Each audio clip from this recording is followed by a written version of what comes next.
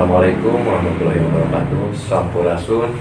Alhamdulillah kita sudah ada di ruangan kantor Bapak Sekretaris Desa Samida. Alhamdulillah. Dengan siapa, Pak? Ya, Pak. Terima kasih. Kami kedatangan tamu dari tim.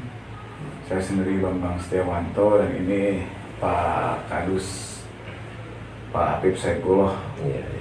Alhamdulillah Pak ya, bisa bertemu kita dengan orang kepemerintahan Desa Samida. Dengar-dengar terkait masalah dongdang itu Pak, dongdang Samida, sempat warga masyarakat Garut juga mendengar, akan tetapi belum jelas keberadaan ataukah dongdang itu pemberangkatan dari mana, asal muasalnya gitu kan.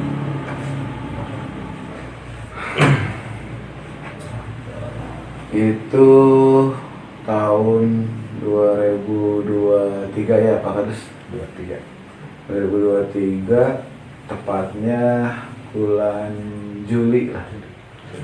Bulan Juli, walaupun dari konsep awalnya sih kita terinspirasi dari banyak hal. Salah satunya kita di Selawi ada alat musik baru yang namanya selempung. Dan itu lahir pada saat didengungkan pada saat Milangkala Selawi yang ke-139. Sejalan di situ tentunya banyak dinamika yang ada baik di Desa Samida ataupun di Selawi yang menyangkut kawasan. Soalnya dari kawasan itu sendiri kita bekerja sama dengan para pihak. Di antaranya ada akademisi yang sampai saat ini sudah beberapa perguruan tinggi lah yang datang ke Selawi, khusus ke Samida. Sejak tahun 2017 kami kedatangan dari mahasiswa Unpar. Itu sampai 2019. Nah dari 2020 ke sini berhubung dengan COVID, mahasiswa Unpar sudah nggak kesini lagi. Tapi kerjasama masih terus berjalan. Ada kebiasaan hidup atau cara mendapatkan pemenuhan kebutuhan hidup dari yang dengan menggunakan alat lodong.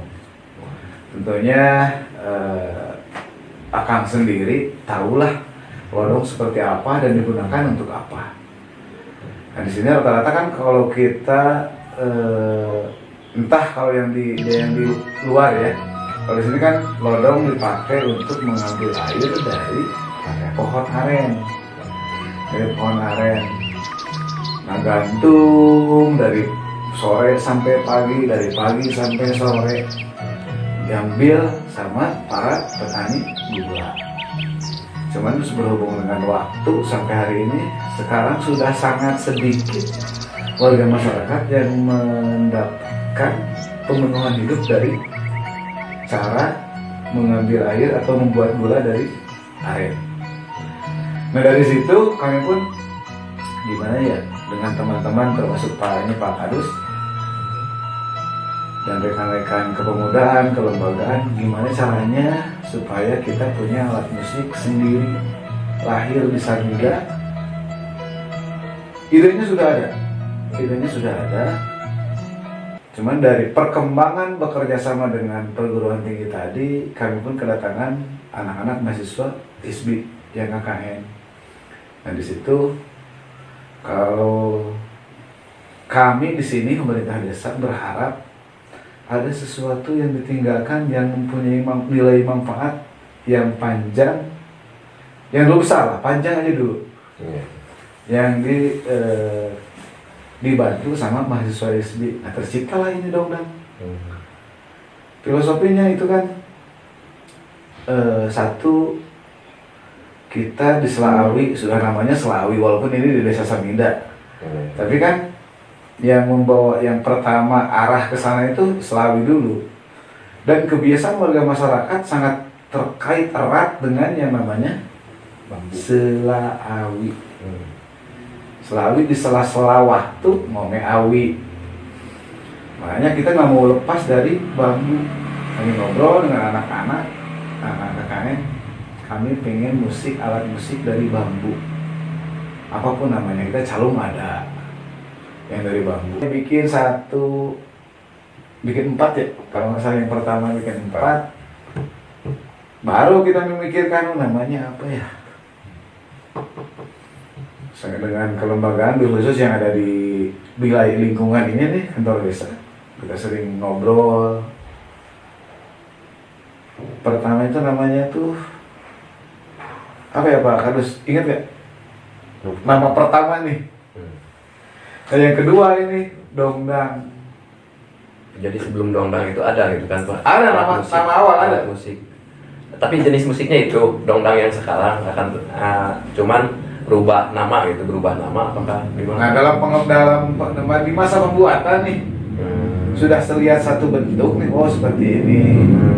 Baru kita ngobrol namanya apa? Sandal odong kalau nggak salah.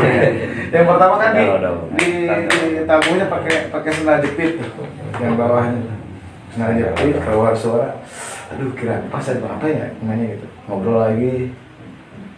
Nah, supaya lo bilang gimana kalau dongdang? Orang apa dongdang? Lodong bidang.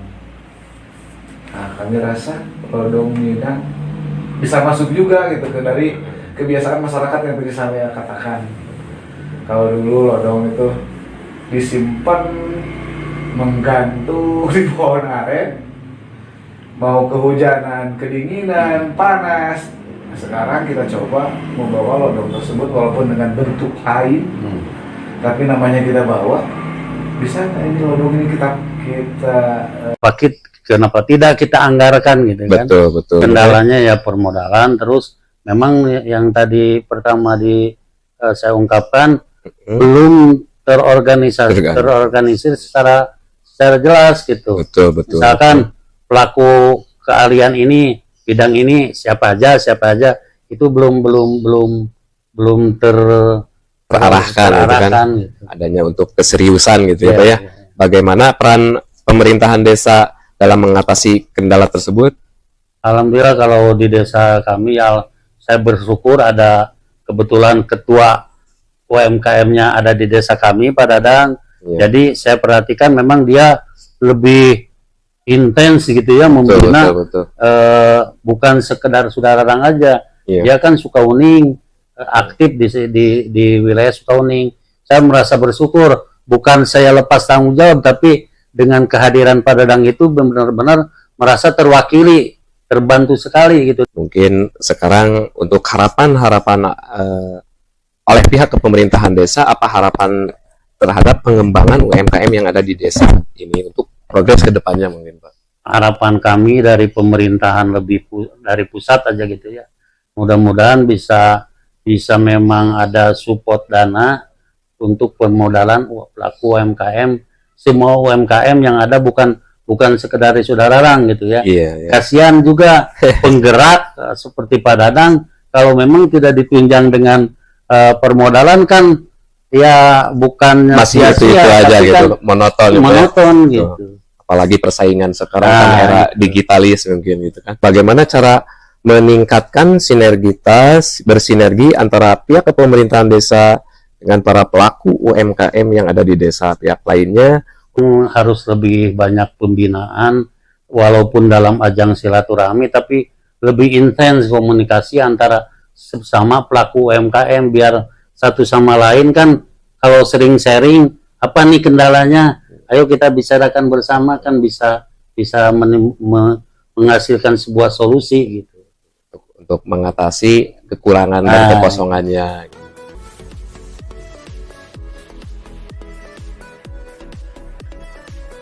Terima kasih. Assalamualaikum warahmatullahi wabarakatuh. Perkenalkan, saya nama JJ Jenderal Abidin, Camat Sukabumi, Kabupaten Garut. Pada kesempatan yang baik ini, terima kasih atas kunjungannya dari media UMKM terkait dengan tadi pertanyaan perkembangannya di Kecamatan Sukabumi.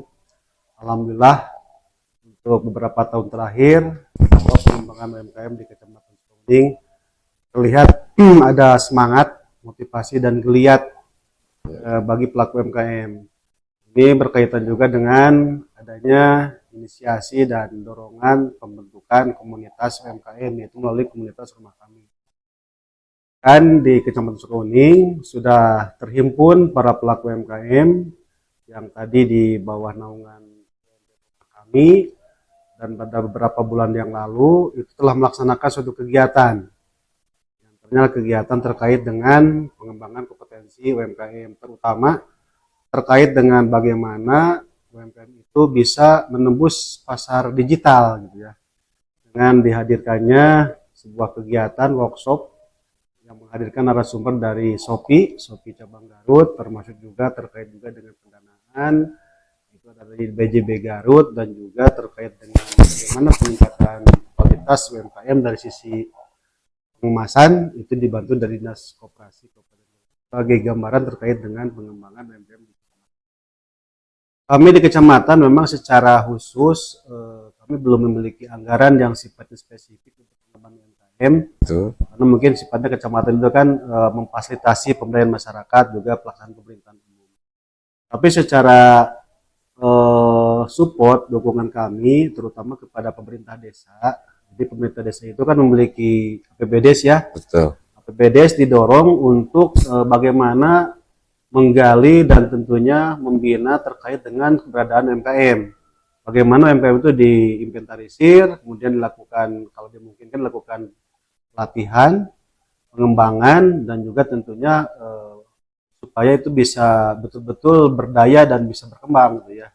Itu salah satu kebijakan yang langkah yang kami lakukan terkait dengan UMKM. Programnya itu mungkin secara spesifik kami mengarahkan terutama dalam perencanaan desa, supaya kegiatan desa itu juga diarahkan untuk pengembangan UMKM kan. Betul. Oleh pelatihan terutama UMKM dilaksanakan oleh para kelompok perempuan, ibu-ibu kan, itu potensi cukup besar untuk bisa dikembangkan. Iya.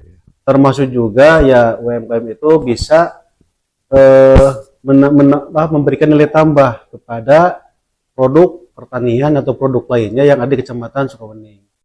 Misalkan di kami itu ada salah satu contohnya, ada kelompok UMKM yang membuat kerupuk dari jagung, gitu kan.